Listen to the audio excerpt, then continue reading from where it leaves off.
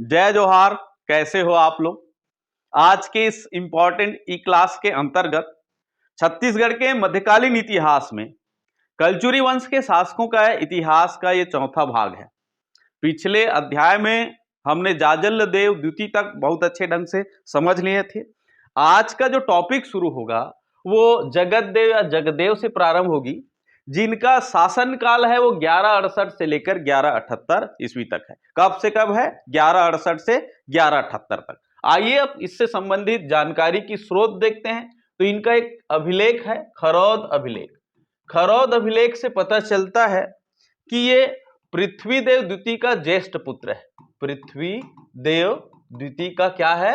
ज्येष्ठ पुत्र है, अर्थात बड़ा लड़का। पृथ्वीदेव द्वितीय का दो पुत्र के बारे में जानकारी मिलता है। एक तो जाजल देव द्वितीय जो उनके बाद सत्ता पर आसीन हुए थे, और दूसरा जो ये है जगतदेव या जगदेव। लेकिन किसी कारणवश से ज्येष्ठ पुत्र जो है सत्ता पर आसीन नहीं हुआ था। इनका अनुज जो है जाजल देव द्वितीय जो है उन्होंने सत्ता संभाली थी। खरौद अभिलेख से पता चलता है जब जाजल देव द्वितीय की मृत्यु हो जाता है तब राज्य में अंधेरा या अशांति फैल जाती है, अराजकता का दौर आ जाता है।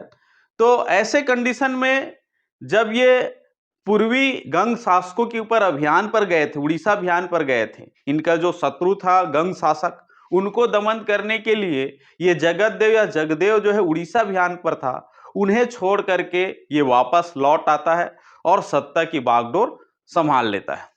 इनकी रानी के बारे में जानकारी मिलता है, सोमल्ला देवी है। सोमल्ला देवी इनकी रानी के बारे में उल्लेख मिलता है।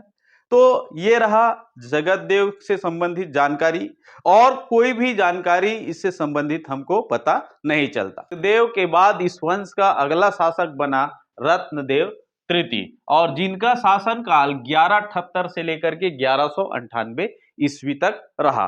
अब हम देखेंगे इनसे संबंधित जानकारी की स्रोत। तो जानकारी की स्रोत के अंतर्गत इनका जो अभिलेख है, इनसे संबंधित अभिलेख, वो खरौद अभिलेख है। खरौद अभिलेख से पता चलता है कि जगतदेव या जगदेव के शासन काल के बाद इस वंश का अगला उत्तराधिकारी कौन बना? रत्नदेव तृतीय।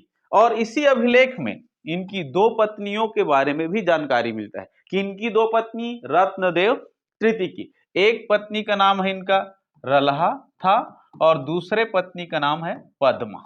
इस प्रकार से दो इनकी महारानी के बारे में जानकारी हमको खरौद अभिलेख से मिलता है। आगे हम देखेंगे इनसे संबंधित निर्माण या जीर्णोद्धार। तो इन्होंने पुरारती मंदिर जो मूलतः शिव मंदिर है, इसका निर्माण इन्होंने रतनपुर में किया। किसने किए? रतनपुर में पुरारती मंदिर का निर्माण रत्नदेव तृतीय ने। अब इनका एक सामंत या मंत्री या सेनापति था जिसका नाम है गंगाधर राव। गंगाधर राव ये प्रमुख सेनापति थे, इनके सलाहकार थे, इनके मंत्री थे, जो काफी बुद्धिमान और होशियार व्यक्ति था, जिन्होंने सत्ता की बागडोर को संभालने में काफी मदद की है रत्नदेव तृतीय का। तो गंगाधर राव ने जीर्णोद्धार किया लक्ष्मणेश्वर मंदिर। लक्ष्मणेश्वर मंदिर, ये मंदिर कहां का मंदिर है? तो ये मंदिर है शिवरी नारायण का। शिवरी नारायण का लक्ष्मणेश्वर मंदिर। और इस मंदिर का निर्माण सोम पांडु वंश के शासक ईशान देव ने किया था। ईशान देव ने इस मंदिर का निर्माण किया था। तो इनका जीर्णोद्धार करने का काम जो इनका मंत्री गंगाधर राव ने किए, तथा साथ ही साथ इस मंदिर में सभा मंडप का भी निर्माण किया। सभा मंडप। इसके अलावा गंगाधर राव ने रतनपुर में एकवीरा मंदिर, जिसको हम लखनी मंदिर के नाम से जानते हैं, उनका भी निर्माण किया। एकवीरा मंदिर, लखनी मंदिर का निर्माण किसने किया? तो इनका जो मंत्री है गंगाधर राव ने। तो ये रहा रत्नदेव तृतीय से संबंधित इंपॉर्टेंट फैक्ट जो परीक्षा उपयोगी है।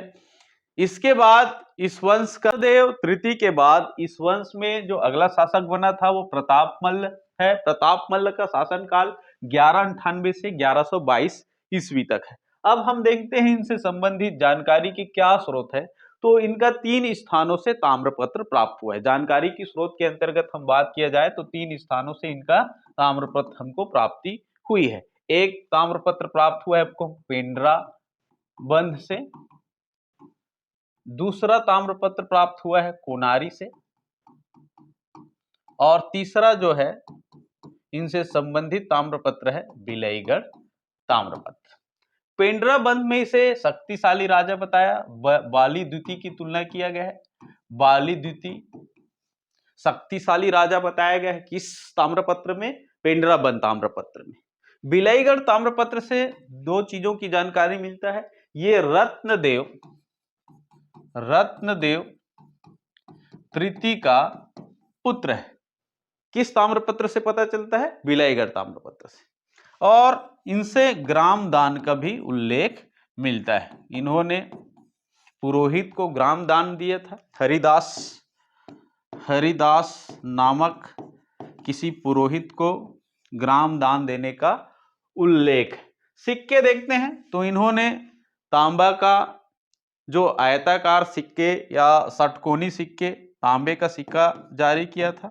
तांबे का ये चौकोर अर्थात आयताकार सिक्के या षटकोणी सिक्के जारी किए थे। तो ये प्रश्न बन सकता है कि तांबे की आयताकार या षटकोनी सिक्के जारी करने वाला शासक कौन है? प्रतापमल्ल। प्रतापमल्ल का शासनकाल 1198 से 1222 ईस्वी है। ताम्रपत्र, इनसे संबंधित 3 ताम्रपत्र के बारे में जानकारी मिलता है। एक पेंड्रा बंध जिसमें इन्हें बाली द्वितीय अर्थात शक्तिशाली राजा बताया गया है। दूसरा अभिलेख ताम्रपत्र है कोनारी ताम्रपत्र, और तीसरा ताम्रपत्र है बिलईगढ़ ताम्रपत्र। बिलईगढ़ ताम्रपत्र से पता चलता है कि रत्नदेव तृतीय का पुत्र है। और एक चीज की और जानकारी मिलता है ग्रामदान, और ग्रामदान से पता चलता है हरिदास नामक ब्राह्मण को इन्होंने गांव दान में दिए थे। तांबे के सिक्के जारी किए थे जो चौकोर आकार का था और षटकोनी थी आकृति। तो आज का जो टॉपिक है हम यहीं पर समाप्त करते हैं। आगे हम कलचुरी वंश के शासकों का इतिहास पढ़ेंगे, अंधकार युग के बाद बहारेंद्र शाह और कल्याण शाह। जय हिंद, जय भारत।